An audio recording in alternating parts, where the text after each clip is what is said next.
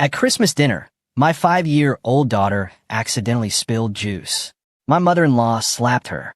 I stood up, shaking, but my wife screamed she deserved it. No one defended her. No one said a word. So I picked up my daughter and walked out. By morning, they were begging me to come back. But before I begin, please like and subscribe to the channel. And we'd love to hear which part of the world are you joining us from. Let us know. Now let's dive into today's story. The neighborhood outside Spokane looked like something off a greeting card. Snow pressed flat against every rooftop and banked soft along the sidewalks. The streetlights threw a pale glow over the quiet road, and each house on the block was decorated with Christmas lights, warm yellows and deep reds blinking in slow, patient rhythms. Children's footprints tracked across front lawns and disappeared at doorsteps. Wreaths hung on every door. From the outside, it looked like the kind of street where nothing could go wrong. Gavin Hayes did not feel peaceful. He sat at the far end of Dolores Kincaid's dining table, back straight, fork resting and used at the edge of his plate. The house smelled of roasted chicken and something sweet baking in the oven, cinnamon, maybe brown sugar. A fat pillar candle burned at the center of the table, throwing soft light across the white tablecloth. The kind of smell and the kind of light that belonged in a warm memory. But Gavin could not relax into it. He hadn't been able to relax in this house for a long time. Maybe ever. 6 years of Christmas dinners in this house. 6 years of sitting at this table and feeling the particular tightness in his shoulders that he only ever felt here. He had told himself, in the early years, that it was just an adjustment period, that every marriage required learning how to fit into another family, that he was being too sensitive that things would settle. They had not settled. They had calcified. Lila sat beside him. She was 4 years old, dark-eyed, careful in the way small children become careful when they have learned that the wrong move costs them. She held her plastic juice cup with both hands, the way Gavin had noticed she always did at her grandmother's house, like she was bracing herself. She had been quiet since they arrived. She was always quiet here. At home, in their kitchen, she talked constantly, questions about clouds, about why dogs were smaller than horses, about what happened to the moon in the daytime. Here, she went still. He watched her fingers tighten around the cup and felt a low, steady unease move through his chest. Brindley sat across the table, his wife of 6 years. She was talking to Dolores about something, a neighbor's renovation, a price on something she had seen at a store, and her voice had that particular lightness she only used in her mother's house. Not warmth exactly, more like performance. She sat differently here too, her posture looser, her laugh quicker, like she became a younger version of herself inside these walls. Gavin had stopped being able to tell whether that version was real or not. Dolores Kincaid sat at the head of the table. She was 61, thin, with sharp cheekbones and eyes that moved fast, cataloging everything, dismissing most of it. She had the posture of a woman who believed the room owed her its attention, and most people in her life had agreed with her long enough that she had never been corrected. She had never liked Gavin. He had always known it, and she had never bothered pretending. In the early years, she had been subtle about it. A cool tone, a passed-over comment, a habit of directing questions at Brindley as though Gavin were not present. As the years went on, she had stopped bothering with subtlety. The dinner went quietly enough for the first 20 minutes. Gavin kept his answers short when Dolores spoke to him, which was not often. He cut Lila's chicken into small pieces without being asked. He refilled her water when it ran low. He kept his eyes moving around the table in a steady, quiet way, not looking for conflict, just watching. He had developed that habit over years of trying to read the room in this house, to see what was coming before it arrived. Then Brindley looked across the table at him, her voice dropping just below the level of conversation.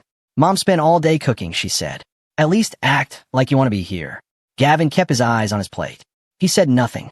He had learned over the years that responding to that kind of comment only extended it. Brindley did not want a conversation. She wanted him to either agree or give her a reason to escalate. He had stopped giving her either. It was a small discipline, saying nothing, but it was the only one that worked.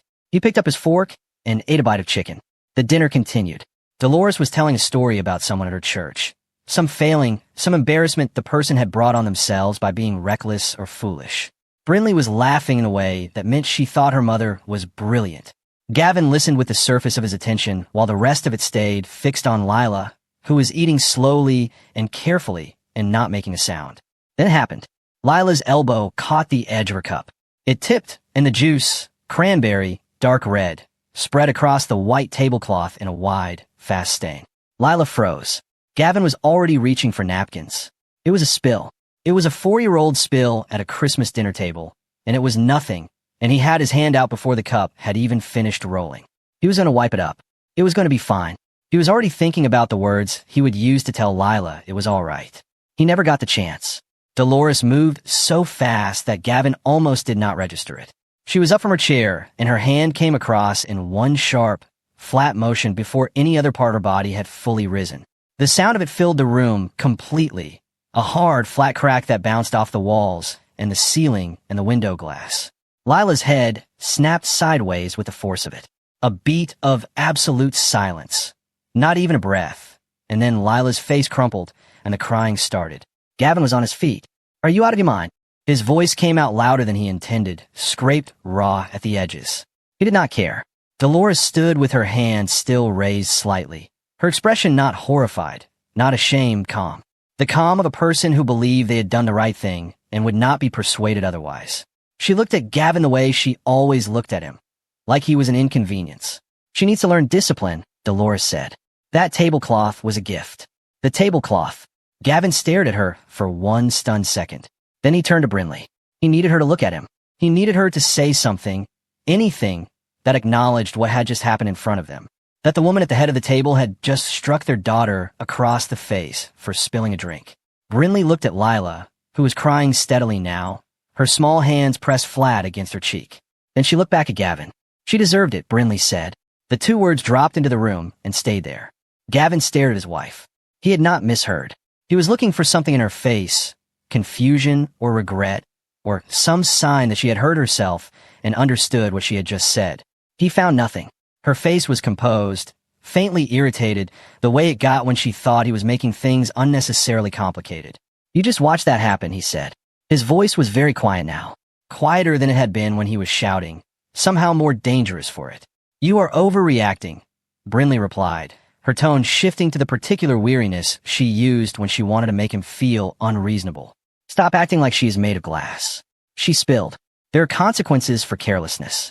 That is how children learn. Later, Gavin would think about that moment. He would think about all the times before it, the smaller moments he had explained away, the comments he had let pass, the vague, wrong feeling he had carried for 2 years without ever giving it a name. He would think about every time he had told himself it was a difficult family dynamic, that every family had friction, that he needed to be more patient. All of it had been leading here. All of those small retreats had allowed this to keep happening. This was the moment he finally understood what he was dealing with.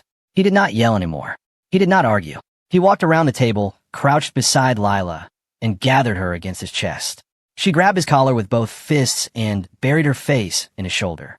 He could feel her shaking against him, her small body hiccuping with the effort of crying. He put one hand on the back of her head. "We are leaving," he said. He was not talking to Lila. He was not talking to anyone in particular. He was stating a fact. He stood up with Lila in his arms and walked toward the front door. He did not look back at the table.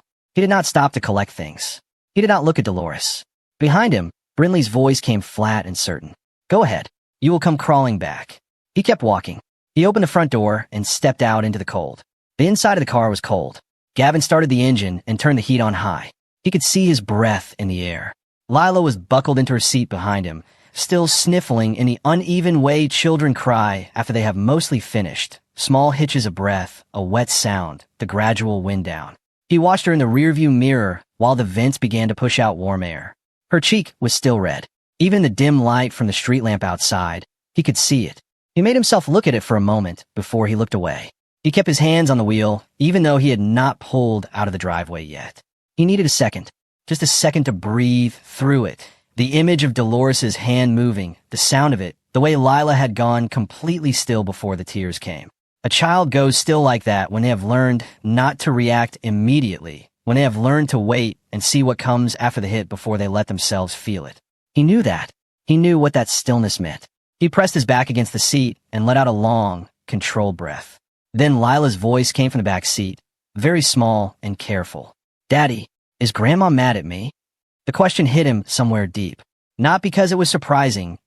It was exactly the question a 4-year-old would ask, trying to make sense of something she had no framework for. It hit him because she was already doing it. She was already trying to figure out what she had done wrong. She had been hit, and her first instinct was to wonder if she deserved it. That was not the thinking of a child who had only experienced this once. He turned in his seat to face her. "No, baby," he said. He made sure she could see his face when he said it. "Grandma was wrong. What she did was wrong. None of it had anything to do with you." Lila looked at him, uncertain. She had that expression children get when they want to believe something, but are not sure yet if it is safe to. "It was just a spill," he said. "Spills happen. I have spilled things. You have seen me do it. Nobody gets hurt for a spill." She was quiet for a moment, processing this. Then she asked, very carefully, "Are we going home?" "Yes," he said. "We are going home." She held his gaze for a moment longer, then gave a small, slow nod. He turned back to the wheel. He pulled out of the driveway and drove. The road was quiet. Snow moved in slow, lazy spirals through the headlights. He drove without a destination in mind at first, just away. Away from that house, that table, that room where his daughter had been struck and his wife had called it deserved. The heater worked steadily. After a few minutes, Lila's breathing behind him went slower and more regular. He checked the mirror and saw her head tipped sideways, eyelids heavy. He did not sugarcoat what had happened. He did not pretend. He had made that decision before tonight, though he had never had to test it quite like this. The decision that no matter what happened between him and Brinley, Lila would never be confused about what was real. She would never grow up wondering if something wrong was actually normal, would never learn to call her own pain dramatic. He had promised himself that. It was maybe the only promise he had been completely certain about. Tonight was the first time he truly understood what keeping that promise might cost him. He drove until he saw a motel sign off the highway exit. He pulled in. The motel was a basic roadside place. Clean enough, nothing more. Gavin had booked a room with 2 beds and carried Lila inside without waking her. He got her shoes off and pulled the blanket up to her chin and sat on the edge of the other bed in the dark for a while, listening to her breathe. The room smelled of air conditioning and the faint chemical trace of cleaning products. The television was off. The only light came from the gap at the bottom of the curtains, a thin yellow stripe from the parking lot lamp outside. He sat with his jacket still on and stared at the floor and let the events of the evening move through his mind in sequence, the way he sometimes worked through a construction problem. What had happened, in what order, what it meant. His phone buzzed at 9:47 p.m. Brinley. He let it ring twice. Then he answered. "You embarrassed me tonight," she said. No hello. No asking where they were or whether Lila had calmed down or whether the mark on her face had faded. Just that. The accusation, flat and immediate, as though it were the most urgent fact of the evening. Gavin looked at the ceiling. A car passed outside, its headlights sweeping briefly through the gap in the curtains and then disappearing. "Your mother hit our daughter," he said. "And you turned it into a scene," Brinley snapped. "You picked her up and walked out in front of everyone like you were making some kind of point. It was humiliating, Gavin. Mom was embarrassed. I was embarrassed. There was no one else there," he said, keeping his voice even. "It was the 4 of us. Who was embarrassed in front of whom? That is not the point. Then what is the point?" He kept his voice even. He was not going to raise it. Lila was sleeping 6 feet away, and he was not going to raise his voice. "Tell me the point, Brinley." A pause. He could hear her breathing on the other end. He could also hear the particular quality of that pause. Not hesitation, not remorse. She was reorganizing. "You always do this," she said. "Something happens, and you make it into a crisis. Every single time. You have always been this way. Everything is a catastrophe with you." She hit our daughter across the face at the dinner table. It was a slap. Kids get slapped. My mother slapped me when I was young, and I did not fall apart over it. I turned out fine. He did not answer that. There was nothing he could say to it that she would be willing to hear. She had made her position clear. Her mother's behavior was a known and acceptable thing, and Gavin's objection to it was the problem, not the behavior itself. He thought about all the times over the past 2 years when he had sensed that position without being able to name it clearly. The deflections. The way every concern he raised about Lila ended with a comment about him being oversensitive or controlling. The way any friction between Gavin and Dolores was framed as Gavin's fault. He had been slowly, quietly taught that his instincts were the issue. Tonight had clarified that lesson in a way he could not unlearn. "If you come home tonight," Brinley continued, her voice shifting, not warmer, but more deliberate, measured. "You apologize to my mother. You go back there and you tell her you are sorry for making a scene. That is how we move past this." The words were simple, clear. There was no ambiguity in them. She was telling him that there was a version of tonight in which he walked back through that door and said sorry to the woman who had hit his child. She believed that was reasonable. She believed he was capable of it. She believed, in fact, that he would do it. He thought about all the times he had done some version of that. All the quiet retreats, the swallowed objections, the apologies for reactions that were entirely justified. He had told himself it was patience. He had told himself it was the work of keeping a marriage together. He had convinced himself that maintaining peace was a form of love. He understood now what it had actually been. It had been a slow surrender. Each time he retreated, he had taught everyone in that house, including Brinley, including Lila, that his limits had no real edge. No, he said. He ended the call. He sat in the dark for a long time after that. He did not pace. He did not rehearse arguments or draft plans. He just sat and let the clarity of it move through him. Outside, the snow was still falling in the quiet, unhurried way it falls at night when no one is watching. Lila's breathing was soft and steady from the other bed. He listened to it. Somewhere in the stillness of that room, something settled in him. Not a decision exactly. It did not feel like a choice being made so much as a truth being acknowledged. He was not going back to that house. Not to apologize. Not to smooth things over. Not to give Brinley another chance to tell him that what he had seen with his own eyes was not what he thought it was. He was not going back. He thought about what that meant in practical terms. A lawyer. A place to stay. Lila's daycare routine kept stable, so she did not have to adjust too many things at once. He thought about these things in sequence, methodically, because he was a man who dealt with hard situations by breaking them into the parts he could act on. He could not undo Christmas night. He could not reach back 2 years and make better choices for the people who had failed his daughter. But he could make a plan for what came next, and he could begin it tonight. The snow had been falling when they left Dolores's house. It was still falling now, for hours later, soft and indifferent to everything happening below it. He watched it through the gap in the curtains for a while. Then he got up, turned off the bathroom light that had been casting a thin strip of brightness across the floor, and lay back on the bed in the dark. He did not sleep for a long time, but when he finally did, it was the sleep of a person who has made a decision and is done arguing with themselves about it. Deep and without dreams. The next morning, Gavin was up before Lila. He stood at the small window and watched the parking lot while the coffee maker on the counter dripped through its cycle. The snow had stopped overnight. The sky outside was flat and pale gray, the kind of winter sky that offers nothing. No warmth, no drama, just the dull, steady pressure of a cold day settling in. He had his phone in his hand. He had been looking at it for 10 minutes without using it. He had a number saved, a family law attorney named Darren Pike, whose name had come to him through a friend of a friend 3 weeks ago. He had looked Darren up at the time and saved the number without fully letting himself understand why. He had told himself it was just research, just information to have. He knew now why he had saved it. He pressed call. Darren answered on the second ring. Darren Pike was a family law attorney based in Spokane, direct, plain-spoken, with a reputation for not wasting his client's time or his own. He was in his early 50s and had handled hundreds of cases, which meant he had long ago learned how to listen to someone at the beginning of a crisis without letting their urgency become his own. He let Gavin talk. Gavin told him everything. Dolores, the slap, Lila's face, Brinley's response, the phone call. He kept his voice measured. He had spent 11 years as a building contractor, and in that work you learned to describe problems clearly. Not bigger than they were, not smaller either. Just exactly what they were. When he finished, Darren was quiet for a moment. Then he asked his first question. Is this the first time something like this has happened? Gavin opened his mouth. Then he stopped. He stood at that window, and he thought about the question honestly, without the filters he had been applying for 2 years.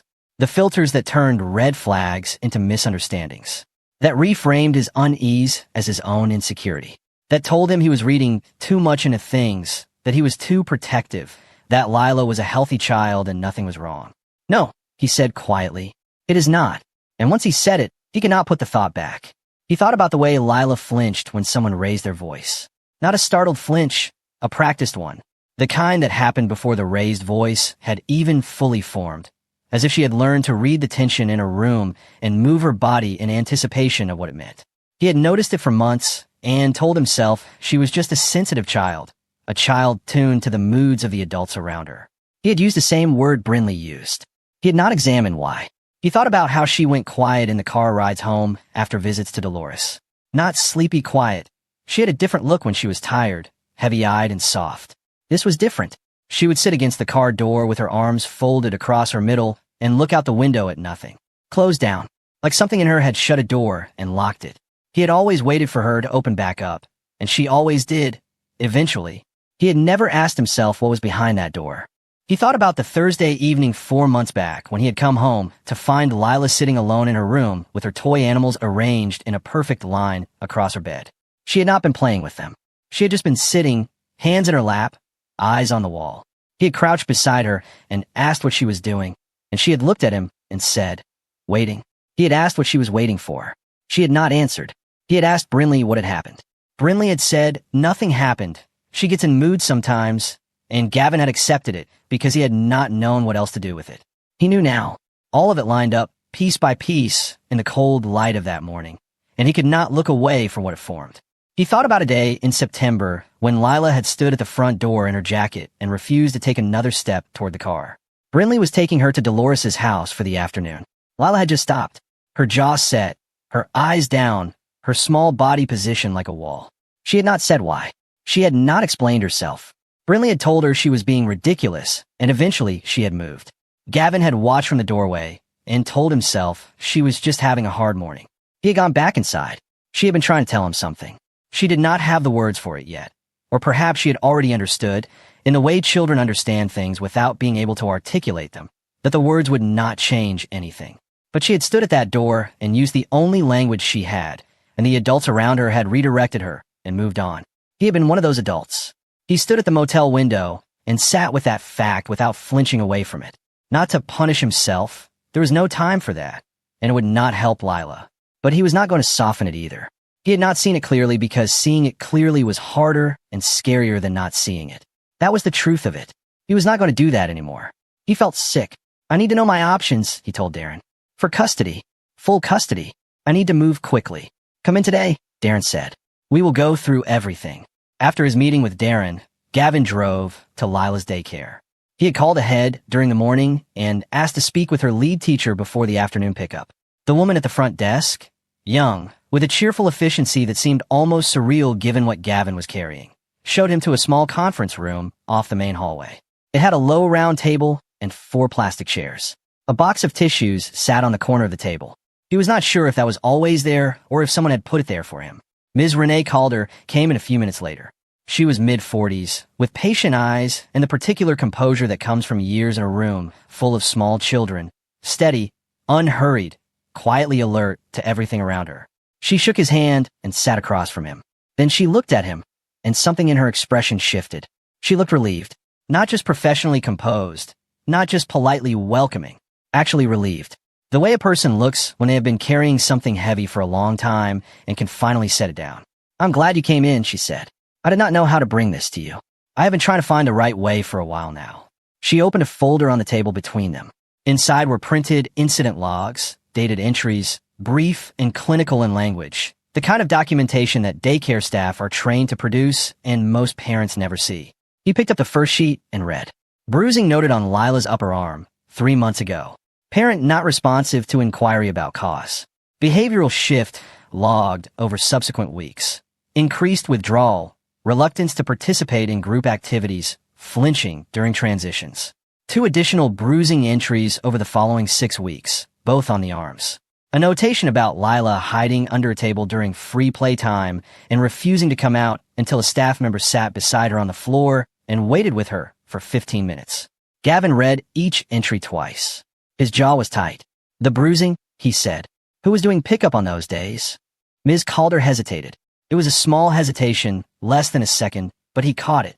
"Your mother-in-law was listed as an authorized pickup," she said carefully. "She came in on those days. She's firm with Lila. I have seen her take her by the arm harder than I would expect. I documented what I could. I raised it with your wife once, about 6 weeks ago. I asked if everything was all right at home.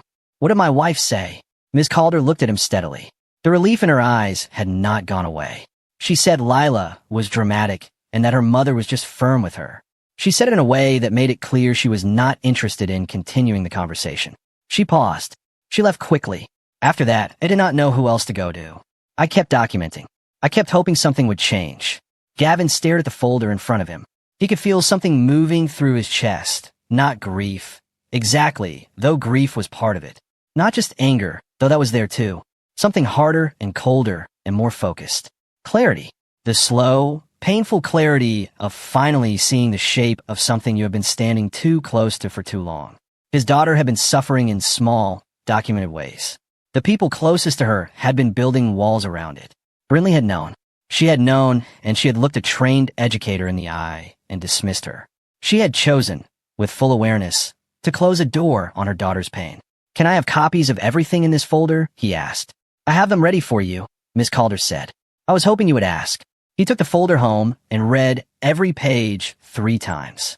Then he called Darren and told him what was in it. Darren had suggested the day before that they try to obtain security footage from the daycare for any days when Dolores had done pickup. It was a straightforward request with a straightforward legal basis, and the daycare administrator agreed without any difficulty. They pulled the footage from 3 separate dates, matching the incident logs. Gavin watched it that evening in Darren's office, sitting in a chair across from a monitor on the conference table.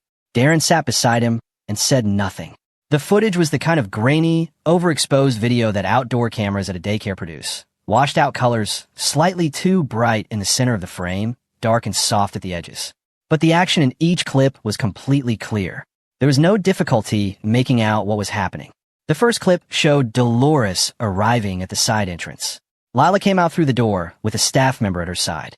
As soon as the staff member turned back inside, Dolores reached down, grabbed Lila's arm at the shoulder, and pulled her hard in the direction of the parking lot.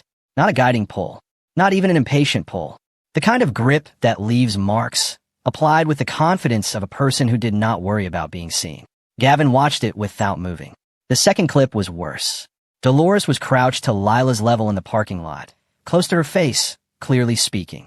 Then she stood and grabbed Lila's wrist and pulled her forward. Lila stumbled. Her free hand went out to catch herself on nothing. Dolores did not slow down or look back. The third clip was the one that stayed with him. It had been captured at a different angle, a second camera mounted near the parking lot entrance. Dolores was at the car. Lila had not gotten in fast enough. Maybe she had hesitated. Maybe she had said something. It was not clear from the footage. What was clear was Dolores reaching down and grabbing her by both shoulders and shaking her. It was not a long motion. It was short and sharp and decisive, and Lila's head moved with it. Then Dolores opened the back car door and pushed her in and closed it. And in the far right edge of the frame, barely in shot, positioned against the building wall, just behind the parking lot entrance, was a figure. Brinley. She was watching. She stood with her arms down at her sides and watched her mother grab her 4-year-old daughter by the shoulders and shake her. She did not move. She did not take a step forward. She did not raise a hand or open her mouth. She just stood with her back against the wall and watched. And when Dolores closed the car door, Brinley walked around to the passenger side and got in. Darren let the clip run to the end. The screen went still. The timestamp in the corner read 4:22 p.m. on an ordinary Tuesday in late October. Gavin sat in the silence for a moment. He did not yell. He did not press his hands over his face. He felt something move through him that was not anger, not grief, not shock. It was steadier than any of those things. Absolute. Final. "We are done," he said. Darren looked at him. He had seen a lot of people at the breaking point of marriage. He recognized what he was seeing now. "I mean with everything," Gavin said. His voice was calm. "The marriage. The house. All of it. I want to file immediately. I want full custody. I want a protective order keeping that woman away from my daughter." "I understand," Darren said. "We will start the paperwork tonight." He went back to the house 3 days later. Darren had advised him that returning to the shared home was his legal right, that he needed to retrieve his belongings and make the situation clear in person before the filing. But that was not really why he went. He went because he had made a decision and he was going to deliver it to Brinley's face. She deserved to hear it in person. Or maybe he needed to say in person. He was not entirely sure which one it was. It was a Thursday afternoon. He had confirmed that Lila was at daycare before he drove there. He knocked on his own front door. That felt strange in a way that was hard to describe. Standing on the step of the house he had lived in for 4 years and knocking like a visitor. But he was not going to walk in as though nothing had changed. Everything had changed. He was going to be clear about that from the first moment. Brinley opened the door. She was in her work clothes, jacket on, like she had just come home. When she saw him, her expression settled into the familiar, tired irritation she used when she thought he was being difficult. "You done punishing us?" she said. He stepped inside without answering. She moved back to let him in, more from habit than welcome. The house looked the same. It smelled the same. The Christmas decorations were still up. He noticed that she had not taken down the ornament Lila had made at daycare, a small painted star with her handprint pressed into the center. It hung in the window near the couch. He looked at it briefly and then looked away. He turned to face Brinley and took out his phone. He pulled up the third clip and held it out toward her without saying anything. She looked at it. He watched her watch it. He had not been sure, when he drove over, what he would see on her face when she saw the footage. He had considered several possibilities: shock, denial, anger at him for having it, or something he could not predict. What he saw was none of those things exactly. He saw her recognize herself on the screen, and her face went quiet in a way that told him she was not experiencing this as a revelation. She was experiencing it as exposure. That is not. She was only, "It looks worse than what it was," she said. Her voice was lower than usual, controlled in a way that required effort. "Don't," Gavin said. The word came out clean and hard. "Don't try to explain it to me. I watched it 11 times. I know what it shows." The front door opened behind them. Dolores walked in. She had a key. She had always had a key, and Gavin had told himself for years that it was just a convenience for family emergencies. She stopped when she saw Gavin. Her expression sharpened immediately into something defensive and cold. "You have some nerve coming back here," she said. Gavin turned to face her. He looked at her for a long moment. He did not say anything right away. He let her feel the silence. Then, "You spent 2 years hurting my daughter, grabbing her, shaking her, hitting her. And the entire time, your daughter was standing right beside you and letting it happen." He held up the phone so Dolores could see the screen. "I have it on video. I have incident reports from her daycare going back 6 months. I have photographs of bruising. I have an attorney who filed papers this morning. And we are done here." Dolores's mouth opened. "You are twisting things," she said, her voice rising. "You are taking normal, reasonable discipline and making it into something it is not. I raised 3 children. I know how to manage a child who is being careless." "No," Gavin said simply. "I'm not twisting anything. I am showing people exactly what it is." He turned back to Brinley. She had not moved from where she stood. Her arms were crossed. She was looking somewhere past his shoulder, at the wall, or the window, somewhere that was not him. "Every time something happened, you had a choice," he said. "You could have said something to your mother. You could have changed the pickup schedule. You could have walked across a parking lot and put yourself between her and Lila. You had every chance over and over again, and every single time you chose not to take it." Brinley said nothing. "That is the part one will never understand," he said. "Not the anger, not the impatience. That I could have worked with.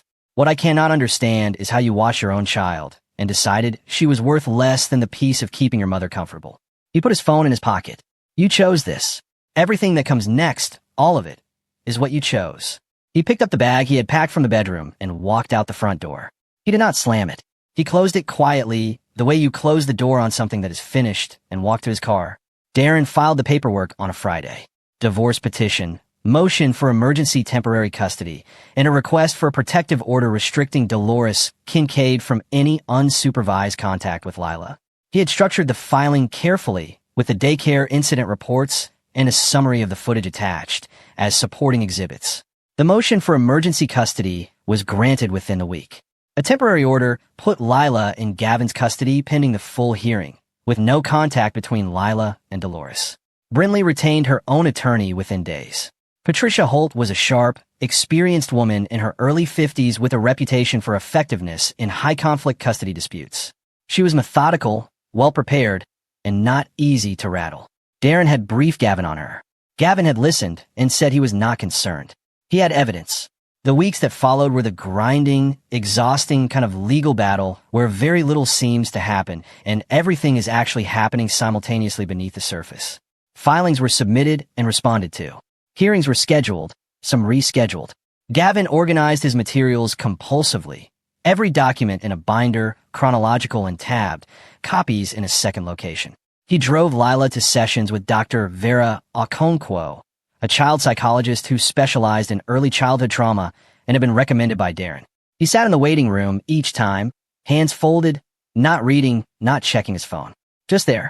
Dr. Okonkwo's reports were careful and measured. She did not use dramatic language or make sweeping declarations. She documented behavioral patterns, hypervigilance in contexts associated with loud voices or sudden movement, elevated startle response, avoidance of situations that had previously involved negative adult interaction. She described how Lila talked about her grandmother. She described what Lila drew when given free choice. She described the specific ways in which a child who has experienced repeated, unpredictable physical punishment behaves differently from a child who has not. When Gavin read the reports, he sat very still for a long time each time. Brinley's legal strategy became clear within the first 2 weeks. Patricia Holt filed motions characterizing Gavin as controlling, emotionally volatile, and prone to overreaction. There were declarations from Dolores, from 2 of Brinley's friends who described Gavin as difficult and aggressive, and from a neighbor who had apparently witnessed one of their arguments 2 years prior. Brinley's own deposition described Christmas night as a meltdown, characterized Gavin's history as a pattern of dramatic responses to minor events, and stated, flatly, that Lila was a healthy and well-adjusted child who had never been in any danger. Darren walked Gavin through each filing without visible frustration. He had seen this approach many times. They want the judge to form an impression of you before she looks at anything else, Darren said. They want her to see a difficult, unstable man first and interpret the evidence through that lens. It is a standard approach when the evidence itself is hard to counter. Can they make it work? Gavin asked. They can try, Darren said. He slid the evidence binder across the table. But they cannot change what is in here. And the judge has been doing this for 22 years. The hearing that mattered happened on a Tuesday morning in early March. The courtroom was small and functional. Pale walls, fluorescent lighting, dark wood benches worn smooth by years of use. It smelled faintly of old paper and floor wax. Gavin had expected to feel something larger walking in, some heightened sense of significance. What he felt was focus. The same focus he brought to a complex job site, the steady narrowing of attention to what was in front of him. He sat beside Darren at the plaintiff's table. His hands were flat on the surface in front of him. He kept his breathing even. Brinley sat at the opposing table with Patricia Holt. She had dressed carefully for this. Neutral colors, composed expression, the look of someone who had been coached and had taken the coaching seriously. She did not look at Gavin when she came in. Dolores was not present. She had her own legal situation to manage by this point, and her attorney had apparently advised against her appearance. The morning began with procedural matters and opening arguments. Patricia Holt was efficient and confident. She framed the case early. A loving mother who had made a judgment error in allowing a family member access to the child. A father whose reaction had been disproportionate and whose behavior throughout the marriage had been characterized by controlling tendencies. She was good at her job. Gavin watched her and listened and said nothing. Then Ms. Renee Calder was called to testify. She was exactly the same person in the witness chair as she had been in that small conference room at the daycare, steady, careful, completely precise. She described the incident logs in detail. She walked through each entry, the dates, the observations, the bruising she had photographed. She described the behavioral changes she had documented over 6 months. She described the conversation she had attempted to have with Brinley and Brinley's response. Patricia Holt cross-examined her thoroughly. She challenged the documentation process, questioned whether a daycare employee was qualified to interpret bruising as evidence of abuse rather than ordinary childhood injury, pushed on the timeline and the record-keeping standards. Ms. Calder answered each question in the same steady, unhurried way. She did not become flustered. She did not overstate. She said exactly what she had observed, and she said it with the precision of someone who had been observing children professionally for 18 years. Then Darren entered the security footage into evidence. The courtroom was quiet in a particular way, while the judge watched all 3 clips.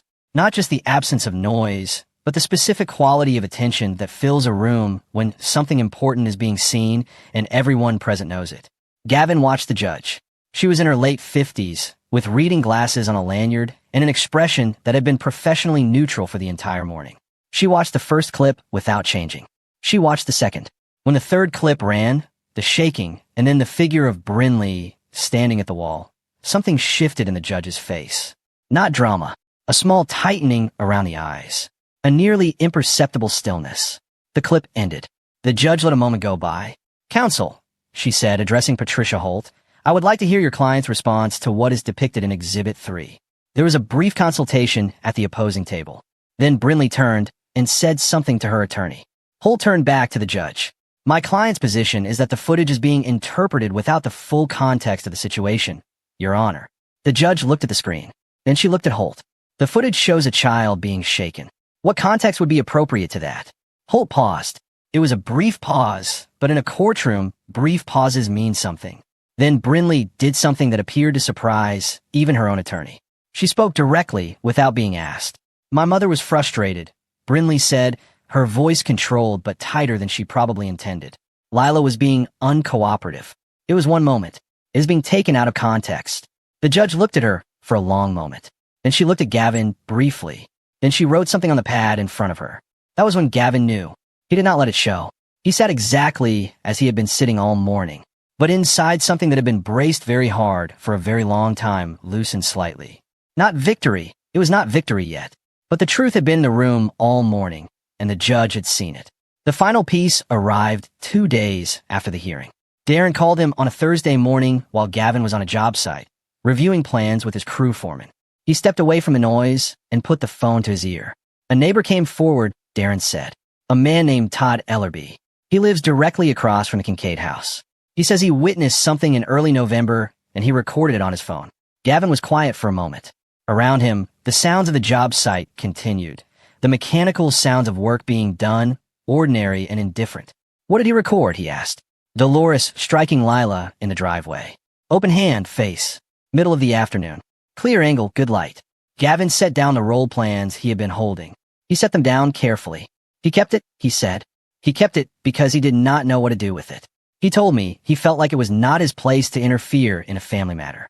When a legal case became known in the neighborhood, he decided he could not stay quiet anymore. He has been losing sleep over it. He came forward, Gavin said. That is what matters. The video was submitted to the court within 48 hours. Darren also forwarded it to the Spokane Police Department and to Child Protective Services, which had already opened a preliminary inquiry based on the evidence presented at the hearing. The response from CPS was not slow. An investigator was assigned the same day. They conducted interviews and reviewed the existing record over the following 10 days.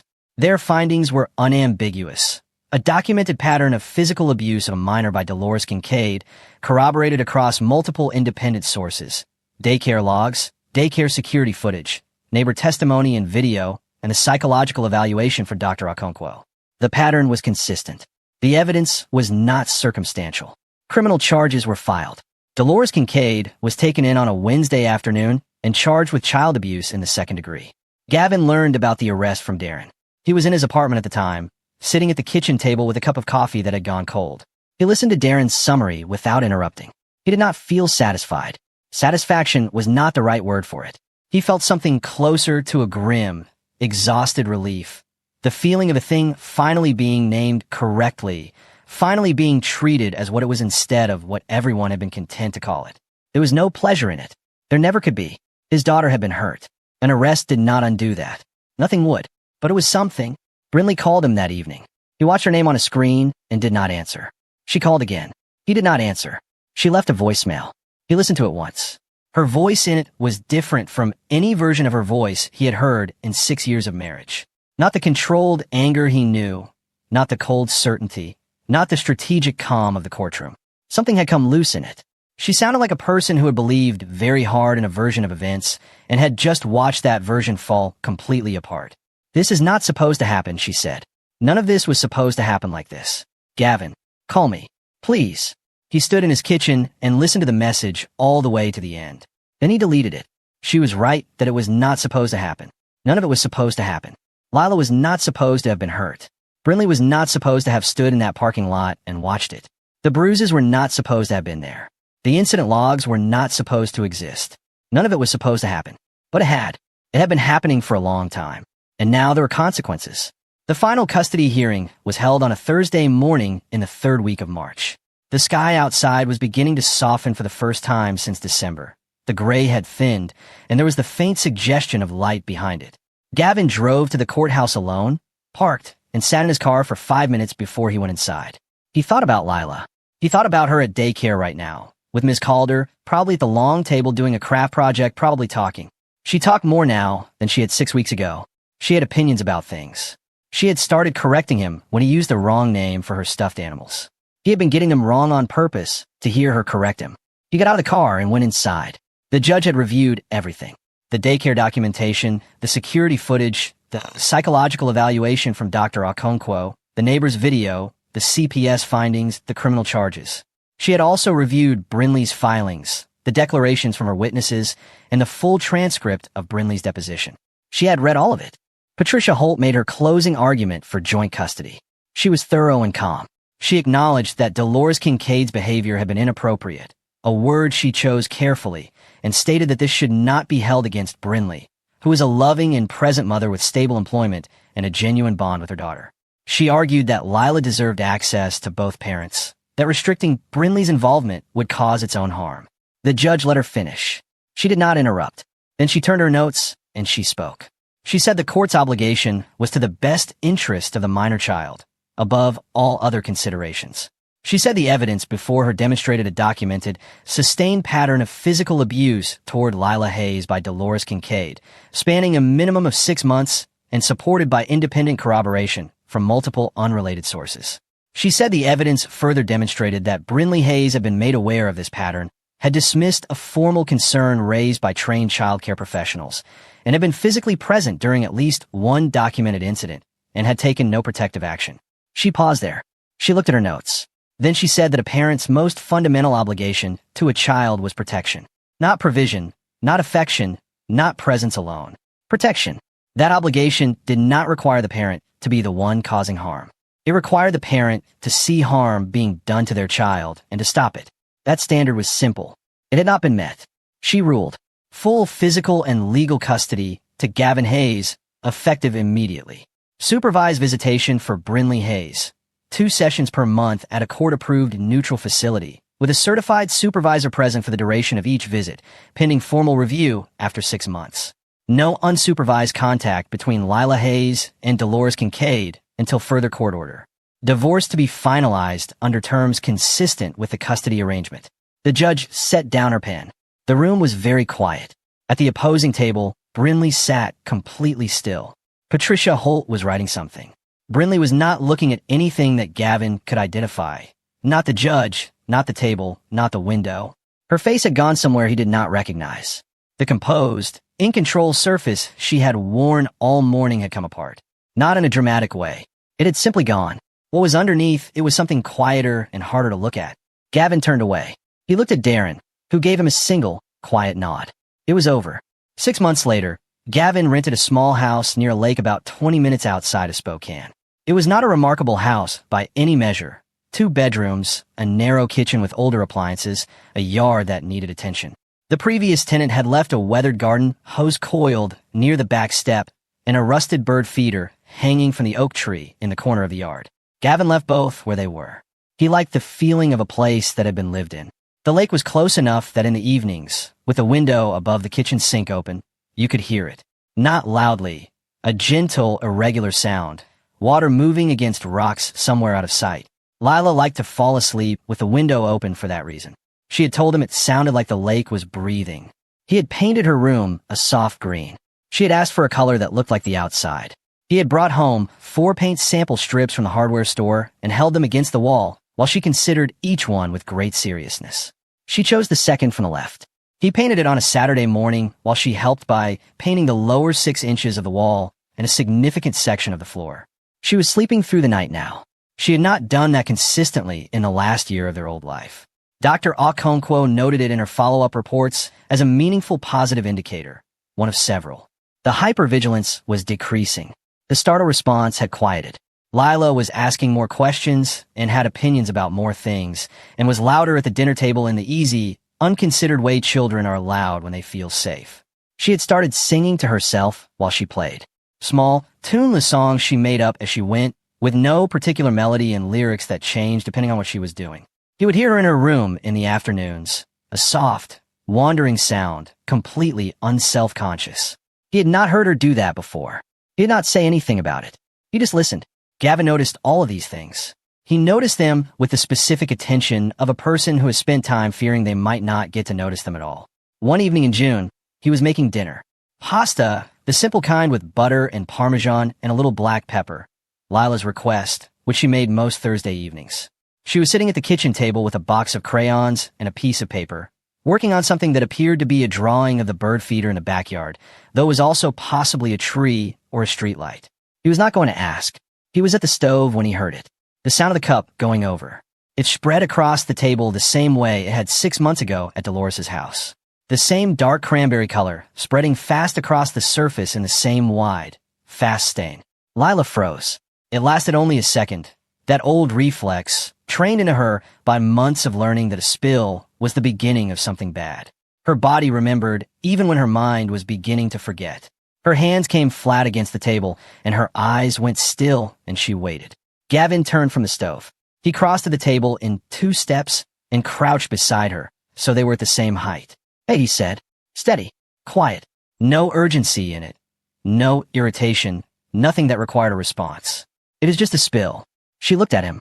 He could see the second she processed it, the second she understood that nothing was coming, that the pause after the spill was not the warning she had been conditioned to expect. Her shoulders dropped. "We clean it and we move on," he said. "That is all." He went to the counter and got the dish towel and started wiping up the juice. After a moment, Lila slid off her chair and put her small hand on the edge of the towel and helped him push it across the table, absorbing the stain. She was not hurrying. She was just helping, not afraid. When the table was clean, she climbed back in her chair, picked up her green crayon, and went back to the drawing. Like it had been nothing. Because it was nothing. Because in this kitchen, at this table, a spill was a thing you cleaned up, and then you went back to what you were doing. Gavin stood at the counter for a moment. The pasta was boiling. The evening light through the window above the sink had turned the surface of a lake, visible just beyond the yard, the color of copper. The lake was breathing. He turned back to the stove. He did not think about Brinley. He did not think about Dolores, who was working through criminal proceedings with her attorney and would be doing so for some time to come. He did not think about the Christmas dinner table or the motel room or the courtroom. Those things had happened. They were part of how he and his daughter had arrived here. But they were not what this kitchen was. He thought about Lila behind him, drawing something in green crayon, humming a song she was making up as she went. He had fought for that. For a kitchen where a spill was just a spill, and a song was just a song, and his daughter could exist in the ordinary, unbothered way that was every child's right. He stirred the pasta and waited for it to finish. Final resolution: Gavin Hayes never forgave Brinley. Not once. Not in any of the forms that forgiveness sometimes takes. Not the grand kind, not the quiet, private kind that people say is for yourself and not for the other person. He did not forgive her, and he did not pretend to, and he did not feel diminished by that. Forgiveness was not the thing he owed her. What she had done was not a mistake. Mistakes happen in a moment, without intention. What Brinley had done was different. It was a sustained series of choices, made over years, in full awareness of what was happening. She had heard a trained educator raise a concern about her daughter, and she had ended the conversation. She had stood in a parking lot and watched and not moved. She had looked at bruises and used the word dramatic. She had listened to her daughter's silence and called it a mood. Each one of those choices had been made deliberately in the direction of her own comfort and her mother's approval at the cost of Lila's safety. That was not something you forgave. That was something you named clearly and moved away from. The consequences were proportional to the choices. Brinley lost her marriage. She lost the daily presence of her daughter. The mornings, the dinners, the ordinary Tuesday evenings that make up most of a child's life. She lost the image she had maintained with such effort. The capable, in-control woman who handled things, who had a good family, who made good decisions. That image had been her primary investment, and it had paid nothing in the end because it had been built on a refusal to see what was real. She had 2 supervised visits a month now. A court-approved supervisor sat in the room and watched. Those were the terms. She had chosen everything that had led to those terms. As for Dolores Kincaid, the dining room table she had presided over had been replaced by a courtroom, and the people in that courtroom did not owe her their silence. The certainty she had always carried, the assurance that she knew how things should be done and that no one had the standing to tell her otherwise, none of that had any weight in a courtroom. The judge was not interested in her version of normal. The law was not interested in her explanations. The evidence was what it was. And this time, no one stayed silent. Gavin had not been looking for a fight. He had spent years trying to hold things together, trying to believe that patience was the right tool, that the people around him would make better choices if he gave them enough room and enough time. He had been wrong about that, but he did not blame himself for the time it had taken. He had believed what he wanted to believe because the alternative was something too large and too hard to face all at once. When a moment came, when there was no version of Christmas night that could be explained away or reframed or set aside, he had not hesitated. He had picked up his daughter and walked out. He had called a lawyer. He had gathered everything available, every document, every timestamp, every piece of footage, every person who had witnessed something and been afraid to speak. He had built from all of it not a case for revenge, but something far more important. Protection. Durable, legal, documented protection. His daughter was 5 years old now. She painted her bedroom floor by accident and corrected him about the names of stuffed animals and sang made-up songs and slept through the night and helped clean up spills and asked him why the lake looked orange at sunset and why the pasta had to boil before you could eat it and what kind of bird was that one. The one on the feeder? No, not that one, the other one. She was growing. She was curious. She was not afraid. He had not raised his daughter to be afraid. And in the end, despite everything that had been done to make her that way, she wasn't.